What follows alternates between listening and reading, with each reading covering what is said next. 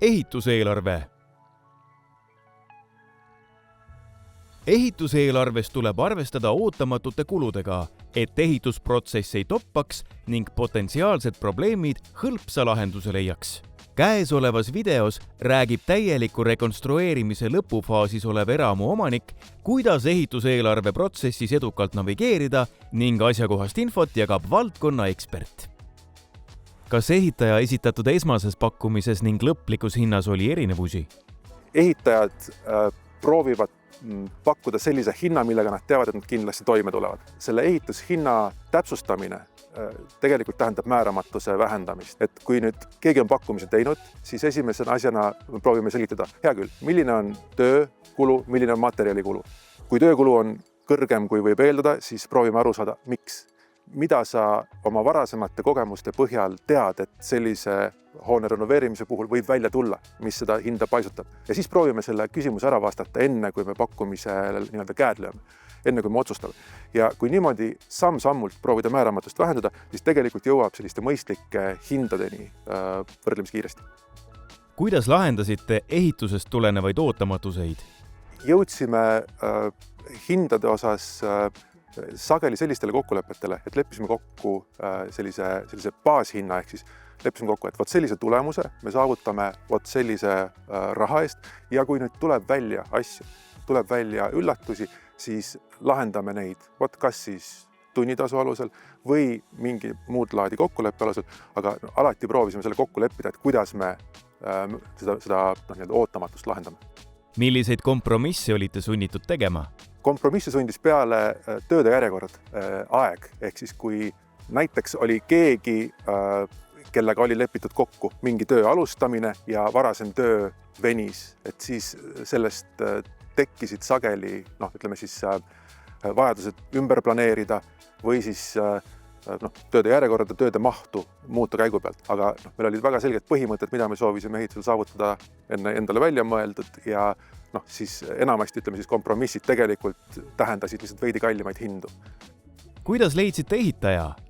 Ehitaja otsimisel esimese kõige sagedasema meetodina lihtsalt küsisime tuttavate käest, küsisime teiste ehitajate käest, et keda soovitaksin. Ehitajate puhul on see veel töötab vahest hästi, vahest halvasti, peab aru saama, et kas ehitajad proovivad võib-olla soovitada enda tuttavaid iga hinna eest või siis kui on kokkuleppe ehitajatega, et tuleb saavutada kvaliteet, siis nad soovitavad neid teisi ehitajaid, kellega nad on koos teinud ja kes tagavad mingit resultaadi, mille nad saavad ise alla kirjutada. Mida soovitaksite teistele koduomanikele? Ehituse juures ja renoveerimise juures kogu aeg tuleb rääkida sellest lõpptulemusest. Tuleb rääkida, et mida me siin koos saavutada tahame. Et kui rääkida nendest eesmärkidest, kuidas see asi lõpuks peab välja nägema, mitte sellisest konkreetsest tükist, siis tuleb tulemus parem ja see eeldab väga selgelt sõnastamist, kelle vastutusel mingi lõik on.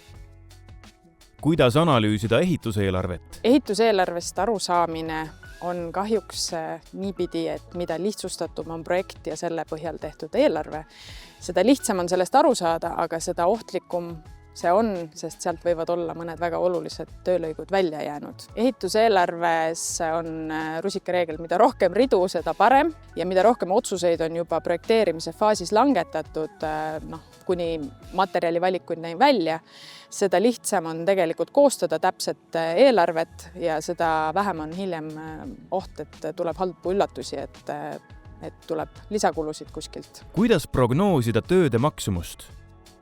Täpne maksumus selgub siis, kui kõik ehitustööd on tehtud, aga eeldusliku hinna saab ikkagi teada siis, kui projekt on valmis. Projekti pealt on koostatud mahutabel ja mahutabeli põhjal on ehitusettevõtted teinud hinnapakkumised. Mahutabel on ehitustööde nimekiri koos iga töölõigu juures oleva mahuga, näiteks seinad ruutmeetrites, aknad tükiarvudes või milles iganes, mille põhjal siis on võimalik kokku arvutada, et kui palju tööd on vaja teha selleks, et hoone saaks rekonstrueeritud. Kas varem koostatud mahutabel on vajalik? Kindlasti varem koostatud mahutabel aitab kaasa ehituspakkumiste saamiseks, sest ehitusfirmade jaoks paratamatult pakkumiste tegemine on tasustamata töö ja kui nad sinna juurde peavad võtma ette projekti ja selle pealt kõik mahud kokku liitma ja leidma, siis on oht, et pakkumisi ei tulegi. Kas ehitaja aitab koduomaniku eelarveliste küsimustega? Kindlasti pädev ehitaja ehituse käigus teeb ettepanekuid omapoolselt projekti muutmiseks, mõndade sõlmede või lahenduste lihtsustamiseks ja see on kindlasti väga tervitatav, kui need on koduomanikule siis soodsamad, kiiremad, muul viisil paremad lahendused. Kui tekib küsimus, kas usaldada ehitajat või projekti, siis seda küsimust aitab kindlasti lahendada omaniku järelevalve, kelle põhiline tööülesanne just see ongi. Vaata lisa eis.ee